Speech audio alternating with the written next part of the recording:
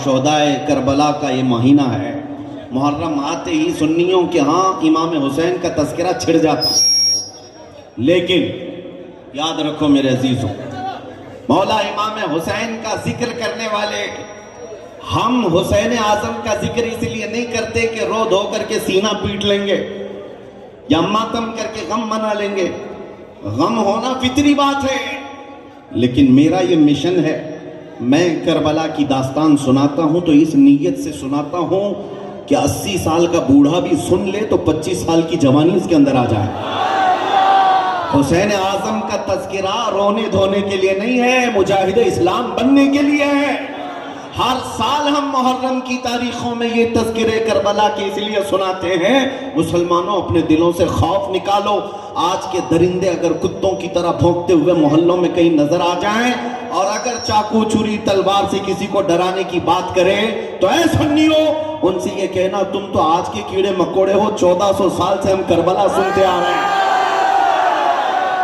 हम 1400 साल से हमारे माँ बाप से, हमारे उलमा से करबला की दास्तानें सुनते आ रहे हैं। हमारा तो ये शीवा है, गर्दन भी अगर तलवार के नीचे आ जाए तो हम अल्लाहु अकबर ही पुकारें।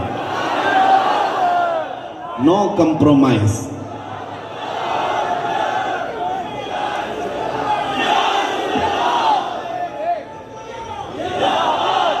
जो मैसेज मुझे देना है वो ये है, अब तवज्जो से सुन ले। अल्लाह कुरान में फरमाता है वजाहिदू फिल्लाहि हक़्क़ जिहादी हुवा जितबाकुम। अल्लाह की राह में जो तुम्हें कोशिश करनी है उसका हक अदा करो। अल्लाह ताला ने तुम्हें चुन लिया है, अल्लाह ने तुम्हें चुन लिया है।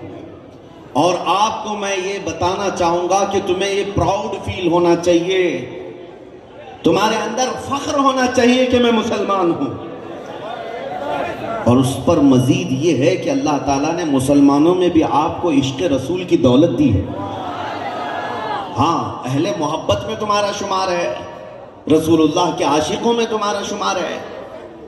जोधपुर शहर आने के बाद यहाँ के दबंग लोगों को देखा, ये नौजवानों को, या फिर सुबह से मिल रहे हर तीसरा आदमी तो नेता ही दिखता है। लेकिन ये बतौर तफरीह में कह रहा हूँ, नेता बनो, खुशी से बनो, कोई मसला नहीं है। हर तीसरा क्या हर दूसरा बन जाए। लेकिन मेरे अजीजों, जिसके लिए अल्लाह तबारक व तआला ने कोई भी ज़रा बराबर भी सुरखुरी दुनिया में अता की है, जो मकाम दिया है, उसका सबसे पहला काम यह होना चाहिए, मैं हर चीज़ को कंप्रोमाइज़ कर लूँगा, मेरे नबी के नाम पर कोई कंप्रोमाइज़ नहीं करूँगा। मुझे ये बात इसलिए कहनी पड़ी कि कुछ लोगों को ये तकलीफ भी हो जाती है और डर जाते हैं। लब्बैक का नारा लगता है तो सहम जाते हैं। प्रशासन की निगाहें हमारी तरफ होंगी, लोगों को ऐसा लगने लगेगा कि ये कौन सी जमात आ गई, ये पड़ोस मुल्क का नारा है। नहीं मेरे अजीज़ों, मेरे मुस्तफ़ा किसी पाकिस्तान के ही नहीं हैं। नबी करीम सल्लल्लाहु ताला अलैहि वसल्लम का नाम पूरी कायनात के लिए आबरू है।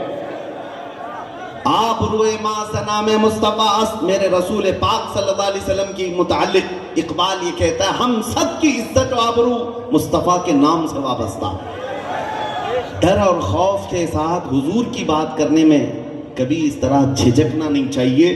बरेली के इमाम आला हज़रत फाज़िल बरेलवी क्या फरमाते हैं, सुनो, खौफ ना रख रजा जरा, तू तो है अब्दे मुस्तफ़ा। खौफ ना रख रजा जरा, तू तो है अब्दे मुस्तफ़ा, तेरे लिए अमान है, तेरे लिए अमान है।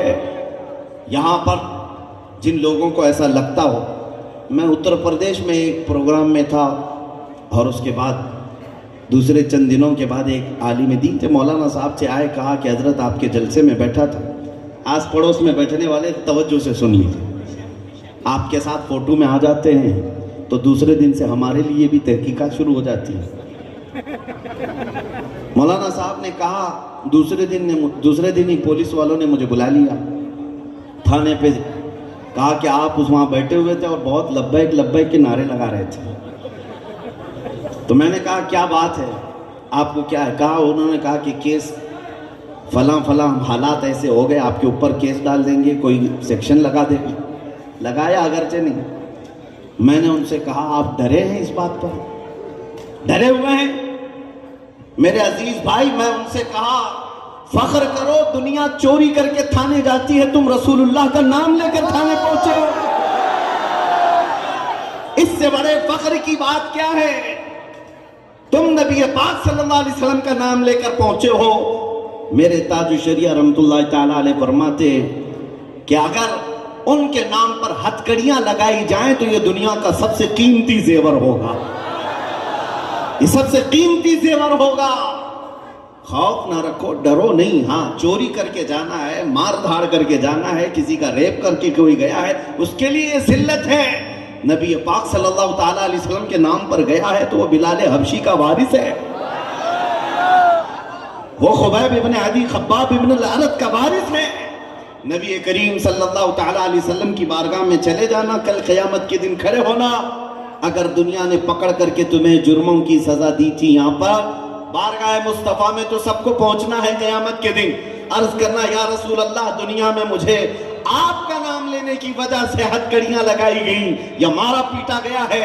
मेरा यकीन ये कहता है उस दिन अगर हुजूर के बाजू खुल गए तो उससे बेहतर पनाह तुम्हारे लिए क्या हो सकती है? उससे बेहतर पनाह क्या हो सकती है? खौफ और डर यहां से निकालो। अभी हजरत सैयद मुजफ्फर हुसैन कचोचवी रहमतुल्लाह अलैह का जिक्र हो रहा था, मुझे एक बात याद आती है। उनको अपने ज़माने में कैद में डाल दिया गया था, जेल में बंद कर दिया गया था।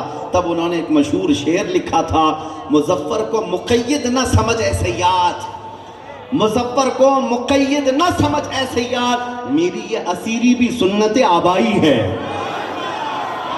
हमारा कैद होना भी हमारे बुजुर्गों की सुन्नत है। इसलिए मैं जहां जाता हूं, नौजवानों के दिलों से मैं खौफ निकालना चाहता हूं, बेखौफ होकर जियो। एक सवाल आपसे करता हूं, दिल पर हाथ रख करके बताना, तुम जिस खुदा की इबादत करते हो वो खुदा सच्चा है या नहीं? तुम्हारा रसूल सच्चा है या नहीं? अल्लाह की किताब कुरान सच्ची है या नहीं? मेरा दीन इस्लाम सच्चा है या नहीं? जब तुम्हारा यकीन इतना है, खुदा सच्चा है, रसूल सच्चा है, कुरान सच्चा है और इस्लाम सच्चा है, जिसका सब कुछ सच्चा है, उसे मुजरिमों की तरह नहीं जीना है, सर झुकाकर नहीं, सर उठाकर जीना है। डरे वो जिसकी वाबस्तगी किसी मुजरिम कौम से है। तुम्हारा ताल्लुक मुजरिम कौम से नहीं।